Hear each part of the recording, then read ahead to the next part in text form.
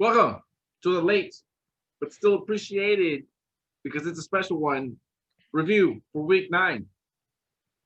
It's a special one because we're going to go over playoff positions and we're bringing back a special game of Does Big Daddy Know? Let's start off with the scores. First off, the King Trolls are back on the winning ways and leading tied. And did that with a win over the Oakland Oysters. It was a close one, but the Trolls nonetheless were victorious, 104-99. The 6-3 Shabooms took on the 5-4 Huffing Puffs at a respectable 5-4, just above 500. With the Huffing Puffs beating the Shabooms 119 to 113. It was a close game.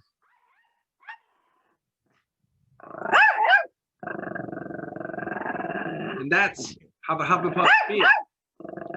Yep. Just like that. Yeah, that's the Huffing Puffs right there. Right there on the Shabooms. They're vicious. Get them. Get them. Are we done? Yeah. Are we done? Yeah, I think we're done. Yeah, see it right here? This right here is 119. That's 119 points right here. 119 points of fury. 119 points. You know, I just want to say, Huffing Puffs got knocked down back to earth, but man, is a ladder didn't get built up immediately, huh? Talk about a comeback. Yeah. Talk about a bounce back. Yeah. Talk about the ultimate season bounce back. Did I mention that the Bippers lost 2 in a row and then have not lost since? Well, that, my friend, is still true. The Bippers demolishing the Reservoir Dogs. The 7-2 Bippers tied, by the way, 154-117. Some may have said the Reservoir Dogs never had a chance. Never had a chance. You know who doesn't have a chance this season? Is the current champ. Cucamonga Cracker Killers. 2-7, dog. I don't think it's gonna work out for you. Might, but not likely. Not likely, but I will say, if you win out, you can still be 500. Yes. It's still technically not a losing record. You still get to go. Yes. 500 is what we're shooting for. At 2-7, the Cucamonga Cracker Killers took on the Fly Graysons, who are at 4-5. Just a little bit below 500, but you'll get there. But the Flying Graysons 101-81. Hey, dare I say the magical curse of winning the title is it's creeping back, where you win the title and then you just sort of lose for absolutely no reason. Like there's absolutely no reason why this is going on. None. It's inexplicable.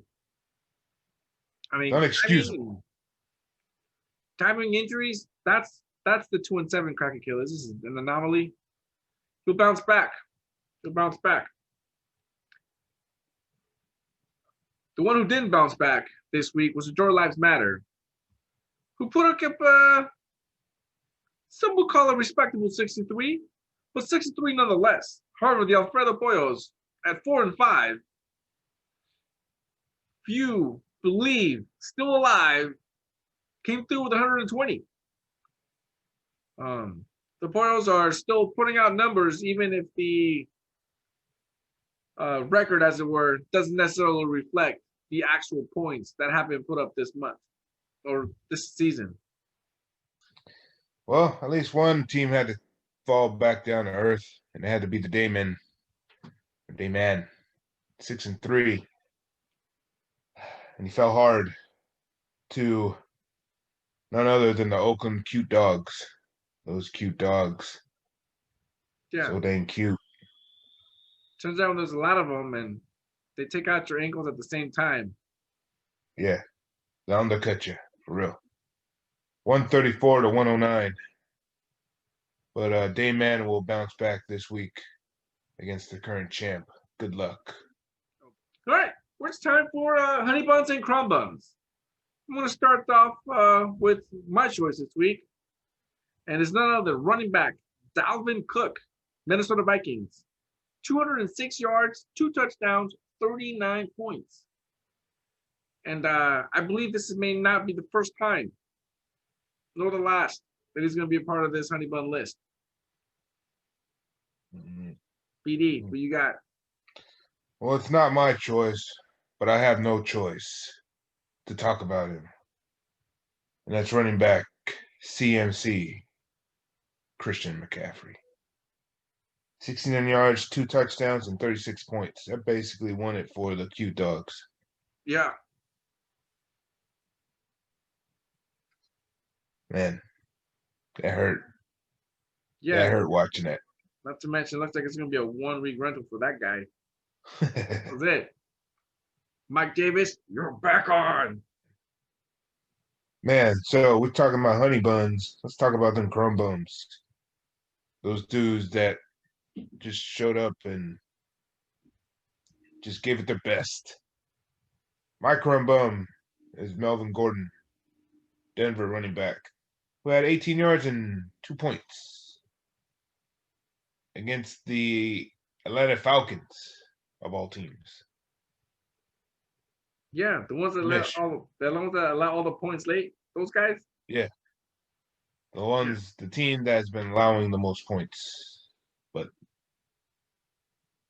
not to Melvin Gordon, not to the Denver Broncos.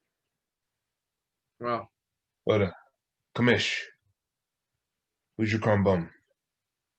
Well, none other than wide receiver Darius Slayton, who has shined before for the New York Giants, but not this week, with his measly 1 reception, 6 yards, 2 points. Crumb bum. Straight crumb bum. Better. You got to do better. And this week, we're going to forego the Thursday night preview because we're a day late and the game just ended. If I recall correct, the Colts demolished the Titans 34, what was it? 34 to what? 34-17. 34-17.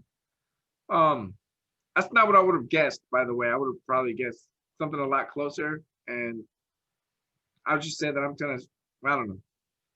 You know what? Never mind. Because I was going to say that I was shocked that the Titans are doing that. You know, they were doing pretty good, but hey, they're getting knocked down a couple of pegs, like they should be, for being all nonchalant about the COVID stuff. Right? Bastards. Yeah. You know what? Hey, and we're gonna go. Hey, and just so you know that it's all on the up and up. Some of them San Francisco guys have been really, really lax too. So I'm just gonna put that out there. They better not screw around. That's why they could have lost 10,000 to 0. Because we're gonna take a look at the standings, and we're gonna have the graphic up right here, right there. Hopefully it's up right now. If not, I did it digitally. Where we can both see that the Merced Vipers and the Stacking Trolls, though are both tied at 7-2, the Vipers actually have a tiebreaker with the points for. So total points are for the Merced Vipers are 1,301 total for the season so far. To the Stacking Trolls, 1,167. And if we're gonna actually, we're gonna have both of them up on here somehow, because these are both some very interesting numbers, because we're gonna take a look at, well, you know what? First, let's go over the standings. Let's get that over with now. Vipers number 1, Stacking Trolls number 2, both have the same record. Dayman number 3, and the Shaboom's in at number 4, which, as you guys know, that is basically the playoff bracket as it stands so far. So those are the 4 teams currently in the playoffs. I think all 4 of those teams are actually well deserving. The entire team, they've been stacked. Of the Oysters, the Huff and Puffs, and the Alfredo Pollos with the what are the Huff and Puffs? They're all their what And are the their cute dogs actually too. You know, And and the the cute Flying dogs. Graysons, why not? Dude? So 1, 2, 3, 4, 5 teams in the hunt. With the Oakland Oysters on top with the 5 and no, Oakland Oysters and the Huff and Puffs at 5 and 3. 5 and 3. Yeah. Let's see. The Oysters and the Huff and Puffs have 5 wins, with the Alfredo Boys, Cute Dogs, and the Flying Graysons with 4 wins right after that. And if we take a look at the season overall stats, we'll see. Let's see that the Alfredo Pollos actually have the tiebreaker if it comes down to maybe all 5 of them tying at the end of the season. If it comes down to If it comes down, because right now they're very much out. We already saw who the top 4 are. But those are the teams that are currently in the hunt. But every team in the league can make it interesting because you can always screw it up for somebody else. That's right. But I will say mathematically, everyone is still technically in. So do better, win out, because if you win out, you'll be helping me. If we actually take a look at the projected playoff matchups right now, and we will be putting up the graphic again, we do have the so far current number 1 seed, Merced Bibbers, that will be taking on the number 4 seed, Shabooms, with the 2nd place Stacking Trolls hosting the 3rd place Dayman. And that would be the playoff bracket week 1 as it stands. It can still change very much, especially with the non-divisions, as it were, where you can actually just move up and down on the charts, totem pole, standings, rankings. Take your pick. I mean, it is still mathematically possible and everyone's alive except all right, this is that segment where we are going to we have a secret player in fantasy that had a really good year. We're gonna lay off some hints and see if Big Daddy knows who this player is.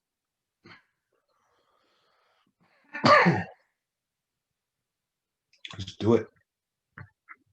All right. Here we go. We are going to go with starting with a few stats. Here we go. This player was selected in the 2nd round by Cleveland in 2012 out of Baylor. This player, career, has 4,552 yards with 20 touchdowns. Now, 2013 was the breakout year, which accounted for 40% of this player's total career points. 2013 included 87 receptions, 1,646 yards, 9 touchdowns.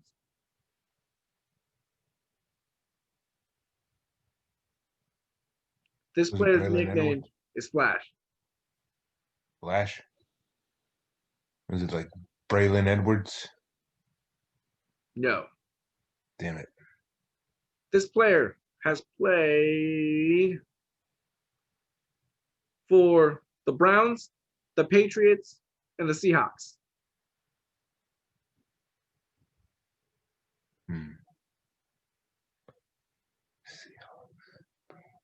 Patriots.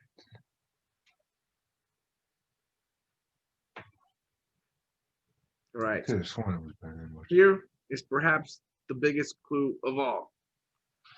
This player was traded in 2013 by the Union City Raiders to the Shabooms on draft day.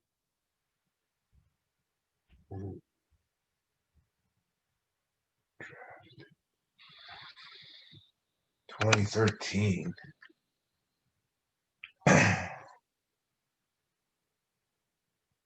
Weird. Javaris Landry? No. No.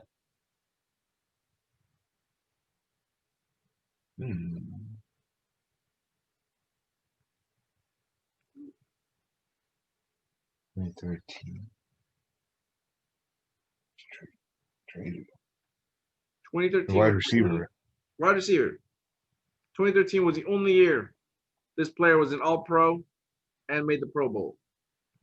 Made the Pro. And he was selected in what year? 2012 in the second round, where he had 50 receptions, 805 yards, 5 touchdowns. Did we mention there's a suspension problem? Oh, yeah. Josh Gordon. Ooh, you know it. Damn, it had to be like a suspension for me to remember. He could have said something like weed or something like that. I know. He Well, enjoys marijuana. I was gonna say that, but then I honestly figured that the biggest one was you traded him to the Shabooms on draft day, and then he took Shaboom straight to the championship where he lost to somebody else. He lost to Tiny that year. Tiny won that year. You made that trade on draft day. Oh, it's getting close, baby. Yeah. It's getting close. 4 more weeks. That's all.